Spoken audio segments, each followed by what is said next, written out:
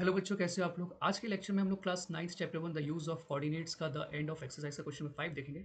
सो question number 5 क्या है? What would a system of coordinates be like if we did not have negative numbers?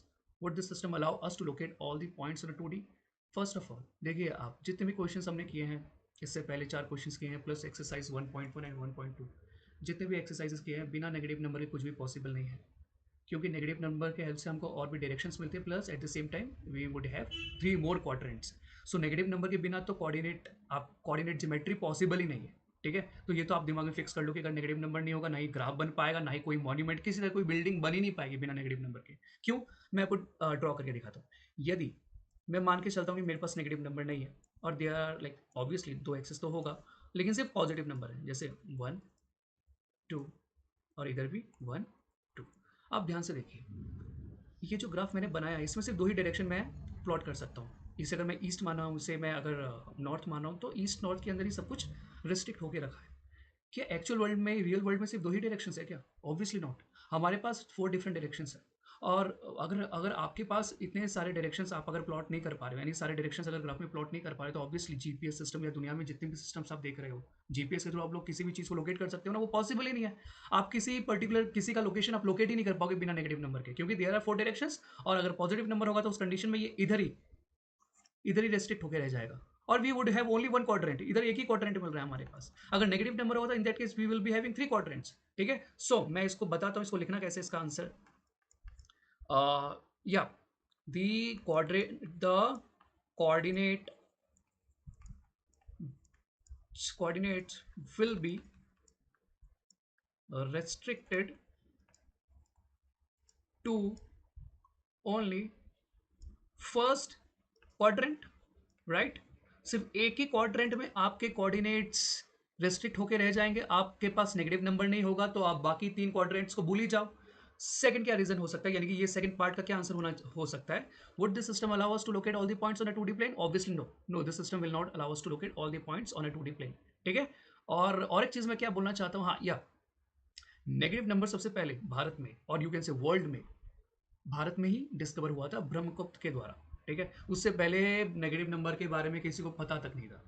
और you good से, क्योंकि ब्रह्मगुप्त का नाम दिया गया है, इट डजेंट मीन दैट उससे पहले किसी को पता ही नहीं था। मैं ये कहूँगा, क्योंकि अगर आप इंडस वैली सिविलाइजेशन देखो, या फिर यू कैन से कि भाई द्वापर युग या फिर सत्य युग, उस टाइम पे, और आपका त्रेता युग, उस टाइम पे बिल्डिंग्स थे भाई, राजमहल थे।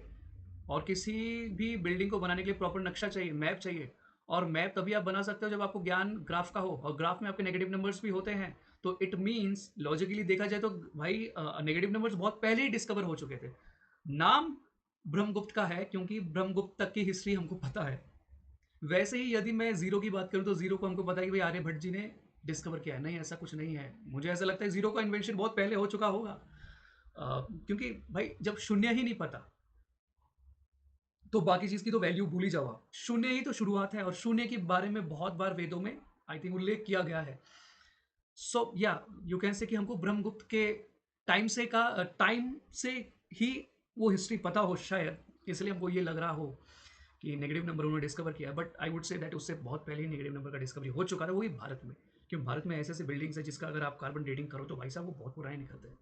ठीक है, सो इसी के साथ क्वेश्चन नंबर 5 कंप्लीट होता है। हम लोग नेक्स्ट क्वेश्चन नंबर 6 की तरफ बढ़ते हैं। क्वेश्चन नंबर 6 क्या है? Are the points M A G K coordinates आपको गिवन है on same straight line, suggest a method to check this without plotting and joining the points. सबसे पहले भाई हम लोग ग्राफ ड्रॉ करके नहीं देख सकते, बिना ग्राफ के हमको फाइंड करना है कि क्या ये जो पॉइंट्स आपके एम ए जी और उनके कोऑर्डिनेट्स सेम स्ट्रेट लाइन में लाई कर रहे हैं कि नहीं कर रहे। मतलब एक स्ट्रेट लाइन में बना के देता हूं, आपको क्या बताना है कि एम ए जी ये तीनों इसी स्ट्रेट लाइन में से कोऑर्डिनेट्स लाई कर रहे हैं कि नहीं कर रहे, that we need to find.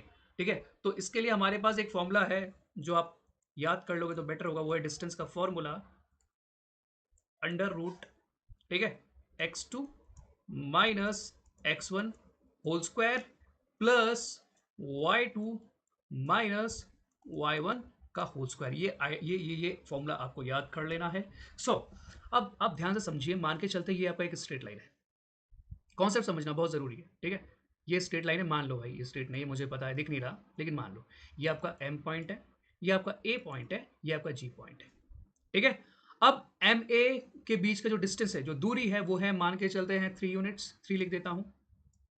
और ए जी के बीच का जो डिस्टेंस है वो मान के चलते 2 है, ठीक है। एम ए कितना है, एम ए है आपका 3, और ए जी कितना है भाई आपका, ए जी है 2, एम जी कितना हो जाएगा फिर, एम जी यानी टोटल कितना हो जाएगा 5।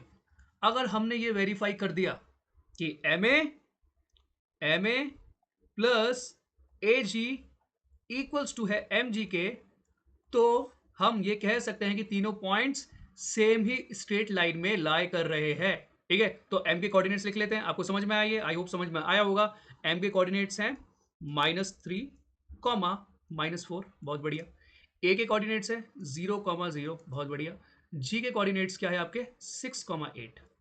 अब इसमें क्या करेंगे हम लोग, किसी को x1 और y1 ऐसे करके मानना है, कोई ज़रूरी नहीं है, आप ऐसे भी मान सकते हो। ध्यान से देखिए, इधर में मान लिया x2 और इसे मान लिया x1, नहीं ऐसे नहीं, ऐसे नहीं, ऐसे नहीं, x2 y2, समझे कि नहीं समझे, और इसे x1 y1। अब इसका उल्टा भी कर सकते हो, इसे मानो x1 y1, इसे मान लो x1 y1, इसे मान लो x2 y2, ऐसे भी कर सकते हो, कोई ज़रूरी नहीं है कि मैं जैसे करो आप आगे पीछे भी कर सकते हो, ठीक है। अब डिस्टेंस का फॉर्मूला लगाते हैं।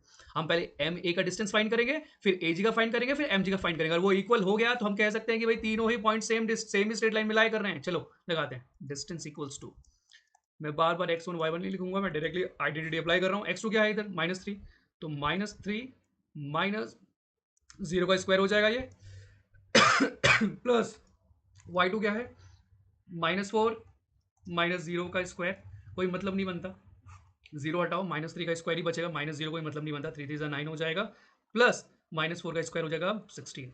तो अल्टीमेटली इधर आपको क्या बचेगा, इधर मिलेगा √25, और 9th में आ गए तो आपको पता है √25 5 होता है। तो कितने मिले हमको, 5 यूनिट्स। किसकी वैल्यू है ये वैल्यू आपकी एम ए की। एम ए कितना मिल गया हमको, 5 यूनिट्स। नेक्स्ट ए जी का निकालते हैं, ठीक है। अब ए जी में हम लोग सब ये पहले हटा दो, इरेज कर दो, ठीक है। अब क्या करेंगे, इसको मान लो x2 y2, इसको मान लो x1 y1 मान लो। इसको मैं इरेज कर देता हूँ ना, मैं इधर लिख लेता हूँ, जो जो वैल्यू मिलेगा ना इधर लिख देंगे, इधर लिख देंगे। एम में मिल गया हमको 5 यूनिट्स, ठीक है, बढ़िया। इसको इरेज कर देते, फालतू का क्या बोलते हैं, इतना कचरा रखने का कोई फायदा नहीं, आप लोग नोट भी करते रहोगे तो ज़्यादा बेटर रहेगा, ठीक है। सो डिस्टेंस का फॉर्मूला हम लोग फिर से लगाते हैं, ठीक है। रूट में क्या हो जाएगा, y2 माइनस x2 माइनस, इधर इधर इधर ये रहा x2 माइनस x1, तो ये आइडेंटिटी मैं लिख नहीं रहा, ठीक है। तो x2 क्या है 0 माइनस 6 का whole square, plus y2 minus y1 0 minus 8 का होल स्क्वायर, ठीक है। तो क्या हो जाएगा, ये -6 का होल स्क्वायर कितना हो जाएगा, -6 इंटू -6 मतलब 36, ठीक है। Next 8 8 64, -8 into -8 minus minus plus हो जाएगा, तो ये 64 हो जाएगा। अल्टीमेटली इधर आपको क्या मिलेगा, आपको मिलेगा 64, और 36 होता है 100, और यदि आप 9th के स्टूडेंट से आपको पता है √100 का मतलब था 10 यूनिट्स हो जाएगा, क्योंकि इसमें कोई यूनिट नहीं दिया। तो ये किसका डिस्टेंस है, ए जी का, ए जी आपको मिल गया 10 यूनिट्स, कॉन्ग्रेचुलेशंस। तो इधर लिखते हैं हम लोग ए G equals to 10 units, right? So we can erase this, yeah we can. So after erasing this हम क्या फाइंड करेंगे, देखिए आप, अरे भाई हो जाए यार, खत्म कर, हो गया erase, चलो बढ़िया। देखिए आप, एम ए का निकल गया, एम ए का निकल गया 5, ए जी का निकल गया 10। अब हम लोग निकालेंगे एम जी का, यहाँ से लेके यहाँ तक का। अगर ये बराबर निकल गया ना भाई, 15 आ गया, तो मौज, मोदी सरकार आ जाएगी, ठीक है। तो ये हो जाएगा x2 y2, ये x1 y1, करेगा। चले करते हैं फिर। डिस्टेंस का फॉर्मूला हमको पता है, मैं बार बार नहीं लिखूंगा, ऊपर है, देख लो, याद कर लो। रूट के अंदर क्या हो जाएगा, x2 माइनस x1, सो -3 माइनस 6 का whole square, plus y2 minus y1 मतलब -4 माइनस 8 का होल स्क्वायर, ये हो जाएगा आपका -9 का होल स्क्वायर प्लस -12 का होल स्क्वायर, ओके।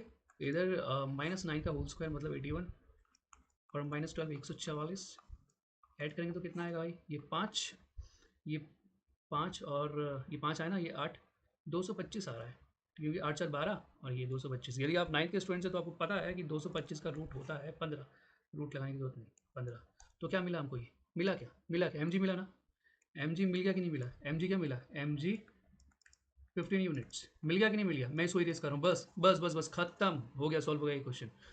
मैं इसको जल्दी से इरेज करता हूँ, खत्म करता हूँ इसको, क्वेश्चन को इतना लंबा क्यों खींचना भाई, इतना इजी क्वेश्चन के लिए बस डिस्टेंस का फॉर्मूला था इसमें, वो याद कर लेना बस, खत्म। ठीक है, ध्यान से देखिए, एम ए